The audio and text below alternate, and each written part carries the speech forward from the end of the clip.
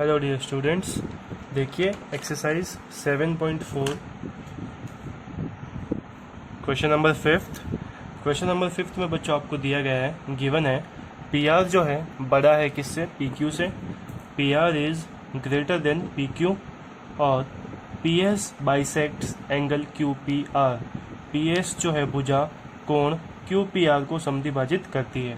P S देखिए, ये dash dash dash जो बनाई है ये भुजा पी एस है, ये पी एस भुजा क्यू पी आर मतलब कि इस वाले कोण को क्या कर रही है, समद्विभाजित कर रही है। तो इस कोण का जो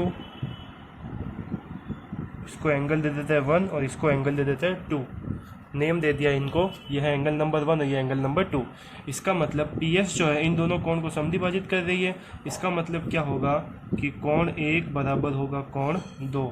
समीकरण number 1, equation number first. Second आपको देखिए क्या इक्वेशन बनानी है, पी आर जो है वो बड़ा है किससे, पी क्यू से। तो जो भुजा बड़ी होती है उसके सम्मुख कोण भी क्या होता है, बड़ा।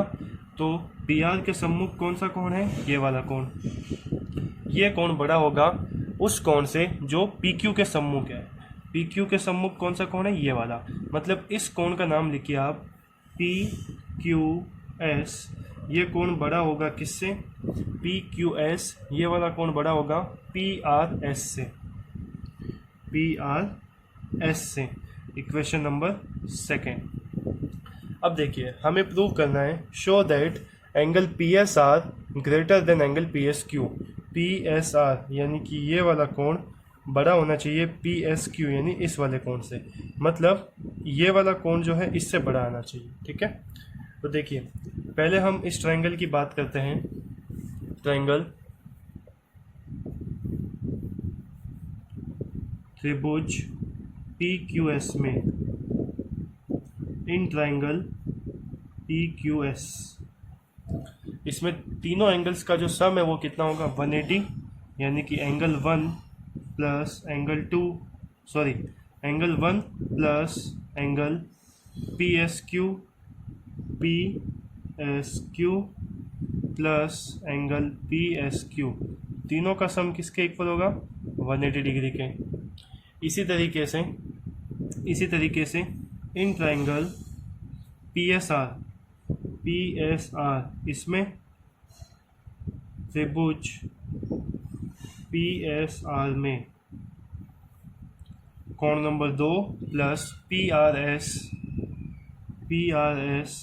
प्लस कोण पी एस आर, तीनों का सम कितना होगा, 180 यानी कि 180। रीजन क्या होता है, एएसपी यानी कि एंगल सम प्रॉपर्टी। तो हमने देखिए क्या किया अभी, इस त्रिभुज में और इस त्रिभुज में तीनों कोणों का योग किसके बराबर होता है, 180 के, उसको लिख दिया है। ये रीजन होता है एएसपी यानी एंगल सम प्रॉपर्टी, कोण योग नियम। अब देखिए इन तीनों कोणों का योग 180 के बराबर है और इन तीनों कोणों का योग भी 180 के बराबर है। मतलब ये दो ऐसे समीकरण हैं जिनकी राइट हैंड साइड इक्वल है, तो इनकी लेफ्ट हैंड साइड्स भी क्या होगी, इक्वल होगी। इसका मतलब angle 1 plus P S Q plus P Q S equals to होगा angle 2 plus P R S plus P S R. यानी कि इन तीनों का योग और इन तीनों का योग क्या होगा, बराबर। एक गलती हो गई हमसे, यहाँ पे हमें लिखना था पी क्यू एस। देखिए फिर से angle 1 plus P Q S plus P S Q, तो यहाँ हम लिखेंगे पी क्यू एस क्यू 2 बार आगे था। अब ये वाला इन तीनों का योग और इन तीनों का योग बराबर है। अगर आप इक्वेशन फर्स्ट में देखें तो देखो फर्स्ट में क्या लिखा हुआ है कि एंगल 1 और एंगल 2 इक्वल है। इसका मतलब एंगल 1 से ही एंगल 2 क्या हो जाएगा, कैंसिल। तो हमें क्या मिला, P S Q plus P Q S equals to P R S plus P S R, ठीक है। यहाँ से हमें ये मिल गया। देखिए हमें प्रूव क्या करना है, क्वेश्चन में हमें कंडीशन दी गई है कि पी क्यू एस जो है, चूंकि एंगल पी क्यू एस जो है वो बड़ा है किससे, पी आर एस से। पी क्यू एस बड़ा है पी आर एस से, ठीक है। पी क्यू एस जो है वो किससे बड़ा है, पी आर एस से। क्यों था बड़ा, क्योंकि पी आर के सामने पी आर के सामने कौन सा एंगल है, ये वाला पी क्यू एस। तो जो बड़ी भुजा है उसके सामने वाला कोण बड़ा होता है। ये देखिए पी आर के सामने है ये कोण और पी क्यू के सामने है ये कोण, यानी पी आर के सामने ये कोण पी क्यू एस बड़ा होगा पी आर एस से। यही हमने लिखा है। अगर मैं इस तरफ, अगर मैं इसमें पी क्यू एस के मान की बात करूं तो देखिए पी क्यू एस का मान क्या आएगा, पी क्यू एस का मान आ जाएगा, पी क्यू एस का मान आएगा 180 डिग्री माइनस 180 डिग्री। इससे देखिए 180 डिग्री माइनस ये कोण एक भी उधर जाएगा और कोण पी एस क्यू भी उधर जाएगा, माइनस कोण एक माइनस कोण पी एस क्यू, ये बड़ा होगा पी आर एस का मान। तो पी आर एस का मान क्या आएगा, पी आर एस का मान इस समीकरण से आएगा 180 डिग्री माइनस कोण दो भी उधर जाएगा और कोण पी आर एस भी, कोण दो माइनस कोण पी आर एस। अब अगर आप ध्यान से देखें तो 180 से 180 कट जाएगा, एंगल 1 से एंगल 2 कट जाएगा क्योंकि दोनों बराबर है और दोनों के निशान भी सेम है। वैसे ही 180 देखो दोनों तरफ 180 है और दोनों के निशान सेम है। तो हमें क्या मिला कि माइनस का पी एस क्यू बड़ा होगा माइनस के पी आर एस से। एक मिनट रुकिए, पी आर एस की वैल्यू निकालनी है ना, पी एस आर उधर जाएगा, इधर आएगा पी एस आर। यहाँ पे हमें पी आर एस की वैल्यू निकालनी थी ना, तो एंगल 2 उधर गया और पी एस आर भी उधर जाएगा, तो इस तरफ आएगा पी एस आर, इसकी जगह पे आएगा पी एस आर।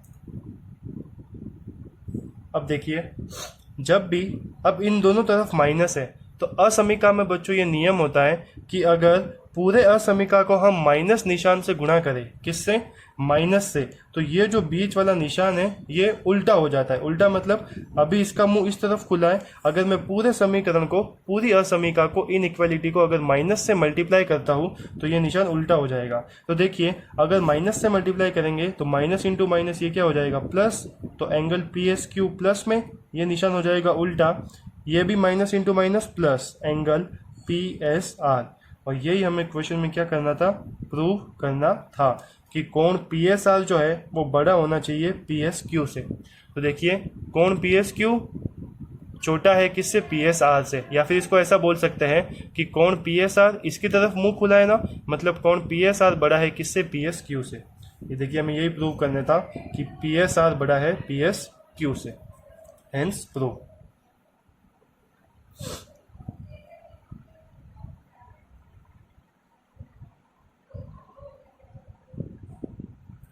ठीक है, चलिए क्वेश्चन नंबर नेक्स्ट देखते हैं, क्वेश्चन नंबर 6।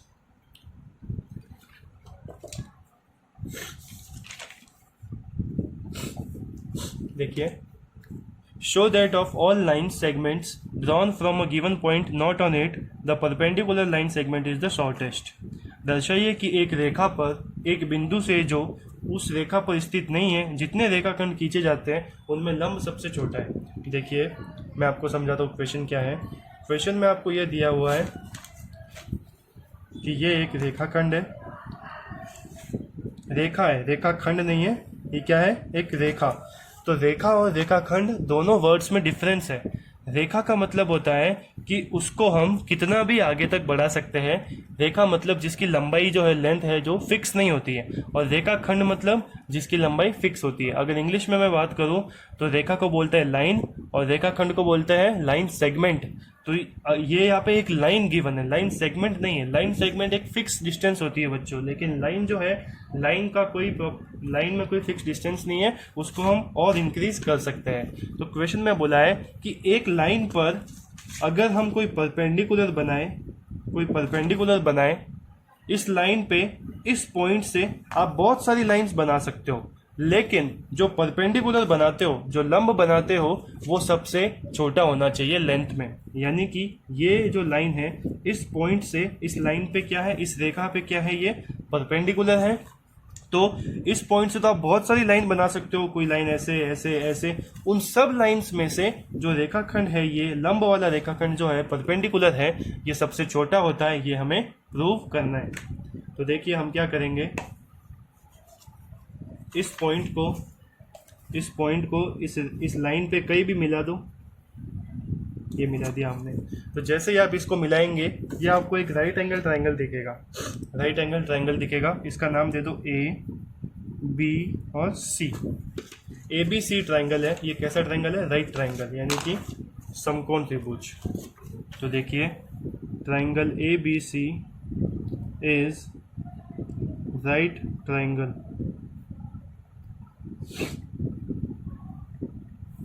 त्रिभुज ए बी सी एक समकोण त्रिभुज है।